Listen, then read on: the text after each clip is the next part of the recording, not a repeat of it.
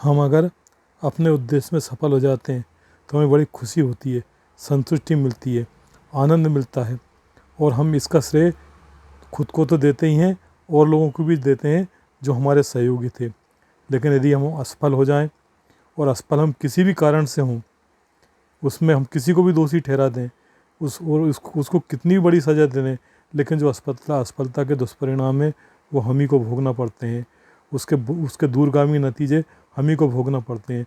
उसके जो क्षति है, नुकसान है, उसकी पूर्ति हम ही को करना है। इसलिए सोचिए, सोच समझ के काम कीजिए, और असफलता का दोष दूसरों पर मढ़कर आप बरी नहीं हो सकते। आपको उसके परिणाम तो फिर भी हर हालत में भोगना ही है। इसलिए कोशिश ये की जाए कि असफलता मिले ही ना। इसके लिए आप जो है दूसरों को जिम्मेदार तो ठहरा रहें, अच्छी बात है ऐसा करना, लेकिन दूसरे को जिम्मेदार ठहराते हुए अपने आप को भी इसका जिम्मेदार मानिए।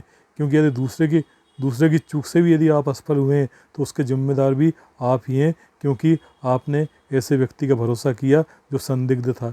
इसलिए सोच समझकर, चुनकर आप ऐसे लोगों को विश्वास कीजिए जिन जिन जिन जिन जिनसे जिनके कारण हमें कभी असफल ना होना पड़े।